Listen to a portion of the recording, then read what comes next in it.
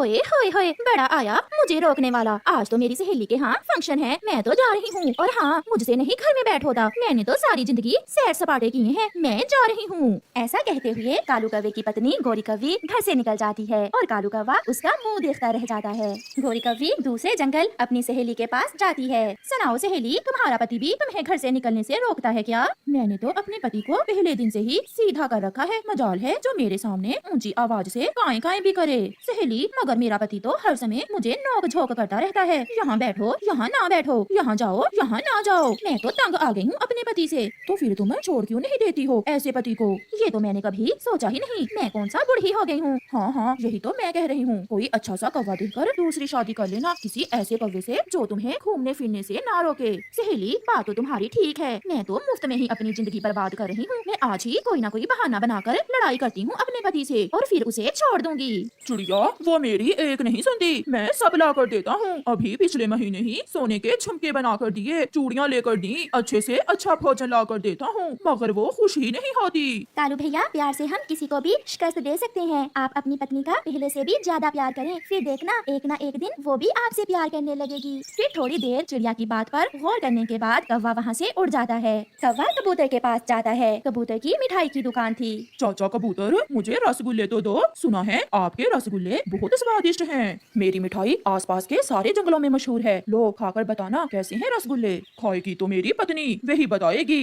तुम देखना मेरे रसगुल्ले खाकर। मुझे नहीं रहना तुम्हारे साथ। कालू कौवा बहुत विनती करता है, मगर गोरी उसे छोड़कर चली जाती है। चिड़िया बहन, आप तो कहती थी कि हम प्यार से किसी का भी दिल जीत सकते हैं, मगर मैंने बहुत प्यार किया अपनी पत्नी को, वो फिर भी मुझे छोड़कर चली गई। कौवा बैठा ऐसे रोता रहता है। गोरी उड़ते हुए अपनी सहेली की तरफ जा रही थी। वो आराम करने के लिए नदी के पास बैठ जाती है। एक कौवा उड़ता हुआ वहाँ आ जाता है। सुंदर कवि, आप अकेली क्यों बैठी हो? क्या तुम मुझसे शादी करोगी? हाँ हाँ, मैं आज ही अपने पहले पति को छोड़कर आई हूँ। वो मुझे बाहर जाने से मना करता है, इसलिए मैंने उसे छोड़ दिया। क्या तुम तो मुझे बाहर जाने से नहीं रोकोगे? सारा दिन बाहर फिरना, जहाँ जी में आए जाना, मैं क्यों रोकूंगा तुम्हें? ये सुनकर गोरी कौवी बहुत खुश हो जाती है। मैं किसी ऐसे ही कौवे की खोज में थी। मैं तुम्हें बहुत खुश रखूंगा। तुम सारा दिन आवारा फिरना और शाम को घर आ जाया करना, कोई भी तुम्हें रोकने वाला नहीं होगा। ये सब सुनकर गोरी कौवी उस कौवे से कुछ सोचे बिना ही शादी कर लेती है। मेरे नए पति जी, मुझे भूख लगी है, घर जाते हैं और घर जाकर बिरयानी खाते हैं। फिर गोरी कौवी खुशी खुशी अपने नए पति के साथ घर चली जाती है। गोरी, तुम मेरे पति के साथ यहाँ कैसे आई हो? क्या क्या ये तुम्हारा भी पति है? हाँ, और अब तुम दोनों सारा सारा दिन बाहर फिरना, अपने लिए भी कमा कर लाना और मेरे लिए भी। मैं अपने दोस्त कबूतर हूँ नहीं, मैं एक कौवा हूँ, मेरा नाम कालू कौवा है। उल्लुओं से लड़ाई में मेरा पंख टूट गया था, मैं हर किसी से लड़ता था, इसलिए मेरा भी कोई दोस्त नहीं था, इसीलिए आज मैं भी यहाँ अकेला ही बैठा हुआ हूँ। मेरी आंखें नहीं और तुम्हारे पंख, मैं उड़ सकता हूँ और देख नहीं सकता। और मैं देख सकता हूँ, उड़ नहीं सकता। मिठू, तुम मेरे पंख बन जाओ और मैं तुम्हारी आंखें, ऐसे हम एक दूसरे की मदद कर सकते हैं और हम इस ठंडे मौसम से गर्म जंगल की तरफ जा सकते हैं। मिठू को कौवे की ये बात बहुत अच्छी लगती है। इसका मतलब हम बच गए, हम एक दूसरे को बचा लेंगे। तो फिर तुम मेरे ऊपर बैठो और मैं तुम्हें लेकर उड़ता हूँ और मैं आपको रास्ता बताता जाऊंगा। वो ऐसा ही करते हैं, वो उड़ते हैं। कालू कौवा तोते के ऊपर बैठ जाता है। थोड़ी दूर जाकर मिठू तोता कालू कौवे से कहता है, दोस्त, मुझे बहुत भूख लगी हुई है, अगर कहीं कुछ खाने को देखो तो वहाँ मुझे रोक लेना, हम खाना खाकर फिर से सफर शुरू करेंगे। फिर कालू कौवा एक पेड़ पर फल लगे देखता है। रुको रुको, आहिस्ता आहिस्ता नीचे उतरो। हाँ हाँ, ऐसे ही। क्या यहाँ कुछ खाने को है? हाँ, इस पेड़ पर 2 फल लगे हुए हैं। जल्दी से मुझे एक फल तोड़ कर दे दो और एक आप खुद खा लो। उनमें से एक फल हरा था जो अभी खट्टा था और दूसरा पककर लाल हो चुका था। कौवा दोनों फल तोड़ लेता है। इसे कौन सा पता चलेगा ये कौन सा फल पका हुआ है और कौन सा कच्चा? मैं इसे कच्चा फल ही दे देता हूँ। ऐसे सोचते हुए कालू कौवा तोते को कच्चा और खट्टा फल दे देता है। छी छी, ये फल तो बहुत खट्टा है, मेरी चोंच ही खट्टी हो गई। मेरे वाले फल का स्वाद भी ऐसा ही है। ऐसा कहते हुए कालू कौवा हंसता है। मरने से तो बचे, खट्टा है या मीठा, कुछ खाने को तो मिला। चलो अब उड़े, हमें शाम से पहले पहले दूसरे जंगल जाना है। वो फिर से उड़ते हैं। कौवे, तुम तो केवल मुझे रास्ता बता रहे हो, असल में मदद तो मैं तुम्हारी कर रहा हूँ, जो तुम्हारा इतना बोझ उठाकर उड़ रहा हूँ। थाली में तो बड़ा खजाना था, सोना था, हीरे थे, मोती थे। क्या है कौवे, मुझे भी तो कुछ बताओ। अगर मैंने इसे बताया कि मुझे खजाना मिला है तो ये मुफ्त में मेरा हिस्सेदार बन जाएगा। नहीं, कुछ नहीं है, कोई पुरानी बोतल थी, किसी इंसान ने फेंकी होगी। लो ये दाना खाओ तुम। फिर कालू कौवा मिठू को दाना दे देता है, जिसे मिठू तोता खा लेता है। कालू कौवा तो अपनी सोचों में गुम था, वो खजाने को देखकर पागल हो रहा था। अब मुझे किसी तरह इस अंधे तोते से जान छुड़ाना होगी, फिर ही ये खजाना मेरा हो सकेगा। क्या करूँ मैं, इस अंधे तोते का क्या करूँ? मैं इसे मार देता हूँ, ना होगा ये मिठू तोता और ना मांगेगा मुझसे खजाना। क्या हुआ कालू, तुम तो चुप ही हो गए, क्या सोच रहे हो? यार मिठू, मुझे एक फल मिला है, मैं सोच रहा हूँ इसे खुद खाऊं या तुम्हें दूं। लो तुम ही खा लो, मैं कुछ और खा लेता हूँ। ऐसे कालू कौवा मिठू तोते को जहरीला फल खिला देता है, जिसे खाते ही मिठू तोता मर जाता है। हो, अब हुआ खजाना मेरा, मैं मालिक बन गया बड़े खजाने का। रात को कालू कौवा वहीं सो जाता है और फिर जैसे ही सुबह होती है तो कालू सोचता है, अब मुझे यहाँ से जाना चाहिए, मैं जाकर इस खजाने को बेचकर अपने लिए बड़ा घर बनाऊंगा, शादी करूंगा।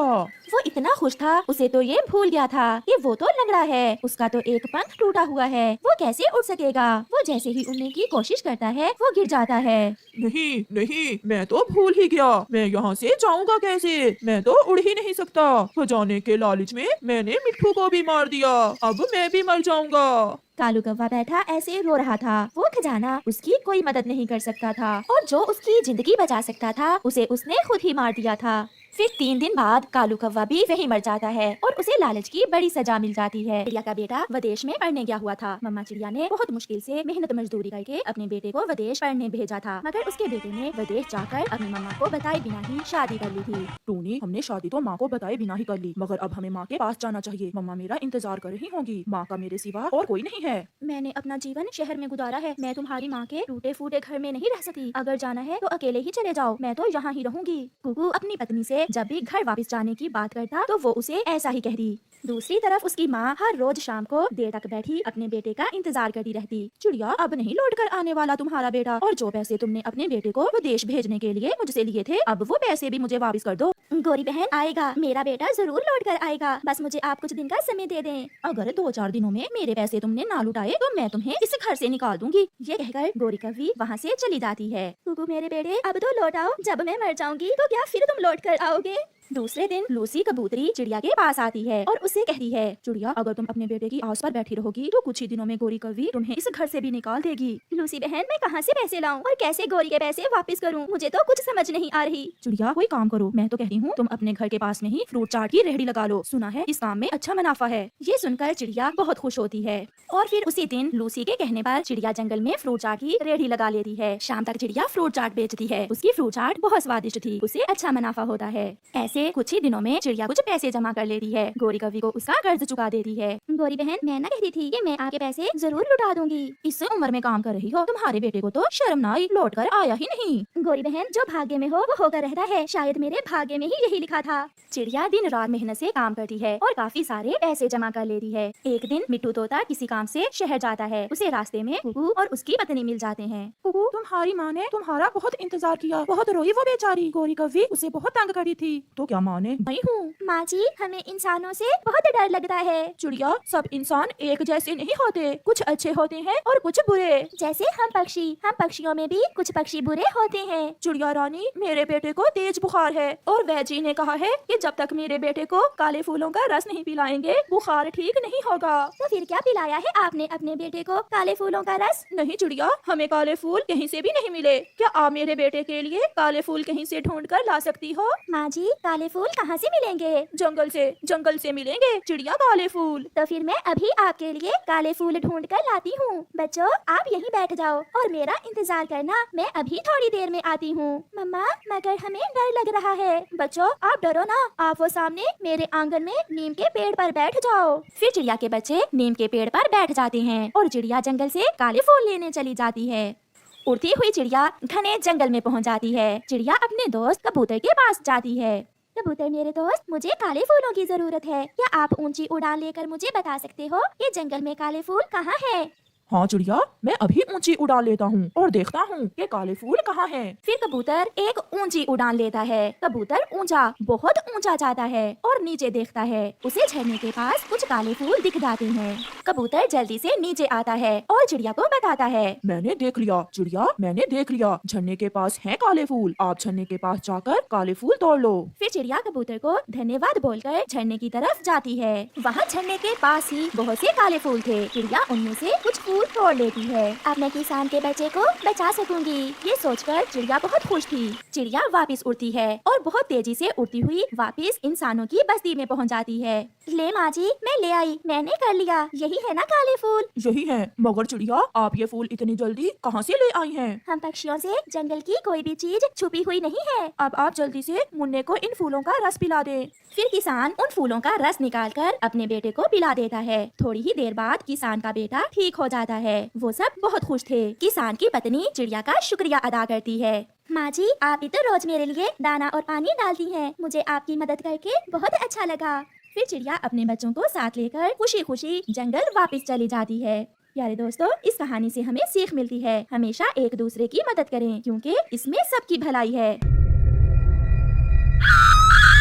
और आगे देखिए, गुल्ली बोलता है गुल्ली, ये कब्रिस्तान तो बहुत ज्यादा भूतिया लग रहा है और इसके अंदर कुछ भी साफ साफ दिखाई नहीं दे रहा। रॉड बोलता है सोन का स्कूटर यहीं पर लगा हुआ है, इसका मतलब कि सोन अभी भी इस कब्रिस्तान के अंदर है। गुल्ली उस कब्रिस्तान के अंदर सोन को आवाज लगाता है, सोन क्या तुम अंदर हो? लेकिन अंदर से तो सोन की आवाज आ ही नहीं रही। गुल्ली रॉड से बोलता है हम इस कब्रिस्तान के अंदर चला जाइए, मुझे सोन की बहुत ज्यादा चिंता हो रही है। रॉड आगे बढ़कर दरवाजा को खोलने की कोशिश करने लगता है, लेकिन ये दरवाजा तो खुलने का नाम ही नहीं ले रहा। रॉड बोलता है अब मैं क्या कर सकता हूँ गुल्ली, ये दरवाजा तो खुलने का नाम ही नहीं ले रहा। गुल्ली बोलता है अगर ये दरवाजा नहीं खुल रहा तो हम लोग इस दरवाजे के ऊपर से कूद कर चले जाते हैं। रॉड बोलता है गुल्ली हम लोग ऊपर से तो चले जाएंगे, लेकिन अगर वो चुड़ैल हमारा पीछा करने लगी तो हम लोग को यहाँ से भागने में बहुत ज्यादा दिक्कत होगा। गुल्ली बोलता है चाहे कुछ भी हो, मैं सोन को बचाने के लिए इस कब्रिस्तान के अंदर घुस कर ही रहूंगा, चाहे इसके लिए मेरी जान क्यों न चली जाए, क्योंकि मेरी वजह से ये सोन इतनी बड़ी मुसीबत में पड़ा है। गुल्ली बोलता है तो हम लोग यहाँ पर खड़े क्यों हैं, हम इस कब्रिस्तान के अंदर चले जाना चाहिए। और फिर ये तीनों उस दरवाजे पे चढ़कर उस तरफ चले जाते हैं। अरे गुल्ली तो मैं भी तुम्हारे साथ हूँ, अब चाहे कुछ भी हो जाए वो दोनों को हम लोग बचा कर ही रहेंगे, बचाओ रे। तभी एक बार फिर से रॉड की चिल्लाने की आवाज आती है। गुल्ली बुल्ली उधर देखने लगते हैं जिधर की आवाज आ रही है। गुल्ली बोलता है सामने से रॉड की चिल्लाने की आवाज आ रही है, हमें जल्दी से आगे बढ़कर रॉड को बचाना होगा। गुल्ली बोलता है तुम मेरा मुंह क्या देख रही हो, जल्दी चलो। और फिर गुल्ली बुल्ली आगे तेजी से दौड़ते हैं। गुल्ली बुल्ली आगे जाकर रुक जाते हैं। गुल्ली बोलता है अरे यहाँ पर तो कोई भी नहीं है, तो ये आवाज कहाँ से आ रही है? गुल्ली बोलता है मुझे लगता है कि हमें आने में देर हो चुकी है, लगता है कि वो चुड़ैल रॉड को उठाकर लेकर चली गई है। गुल्ली को काफी तेज गुस्सा आता है, वो बोलता है इतनी जल्दी वो चुड़ैल कहाँ जा सकती है, वो मेरे इस 2.5 किलो के हाथ से नहीं बच सकती। गुल्ली बोलता है गुल्ली तुम अपना गुस्सा शांत करो, हमें दिल से नहीं बल्कि दिमाग से सोचना होगा। गुल्ली बोलता है हम लोग कुछ भी कर लो, उस चुड़ैल से हम लोग नहीं जी सकते, मुझे लगता है कि हमें बाबा को बुलाना ही होगा। गुल्ली बोलता है तुम बिल्कुल सही बोल रही हो गुल्ली, हम लोग इस चुड़ैल के सामने नहीं कर सकते, हमें यहाँ बाबा को बुलाना ही होगा, वही इस चुड़ैल का खड़िया खड़ी करेंगे। गुल्ली बोलता है हम लोग अगर यहाँ पर खड़े रहे तो हम दोनों का भी शिकार हो जाएगा, इससे पहले कि वो चुड़ैल हम लोग का शिकार करे, हमें यहाँ से भाग जाना चाहिए। और फिर गुल्ली बुल्ली बाबा को बुलाने के लिए जा ही रहे होते हैं, तभी पीछे से कुछ आवाज आता है। गुल्ली बुल्ली वहीं पर रुक जाते हैं और पीछे मुड़कर देखने लगते हैं। गुल्ली बोलता है ये आवाज तो सामने ताबूत से आ रही है, मुझे लगता है कि रॉड उसी ताबूत के अंदर है। गुल्ली बोलता है हाँ गुल्ली, हमें उस ताबूत का ढक्कन खोल के रॉड को बाहर निकालना चाहिए, इससे पहले कि रॉड का दम घुट जाए और वो उसी के अंदर मर जाए। गुल्ली बुल्ली उस ताबूत के पास चले जाते हैं।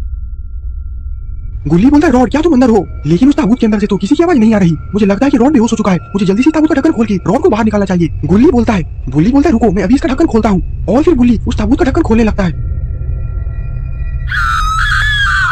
अरे ये क्या, गुल्ली बुल्ली का तो मुंह फटा रह चुका है, क्योंकि इसके अंदर से रॉड नहीं बल्कि वो खूनी चुड़ैल निकली है। तो दोस्तों आखिरकार क्या होगा गुल्ली बुल्ली का, क्या गुल्ली बुल्ली रॉड और सोन को बचा पाएंगे या फिर ये चुड़ैल गुल्ली बुल्ली को मार डालेगी? ये सब हम जानेंगे इस वीडियो के पार्ट 3 में। अगर आपको वीडियो पसंद आया तो वीडियो को लाइक करिए और चैनल पे नए हैं तो चैनल को सब्सक्राइब करना मत भूलिएगा। और ये है वो शाउट आउट जिन्होंने हमारे पिछली वीडियो में कमेंट किया था और अभी चाहते हैं कि मैं तो शाउट आउट दूं, तो इस वीडियो के नीचे एक अच्छा सा कमेंट जरूर कर दे। तब तक के लिए बाय बाय।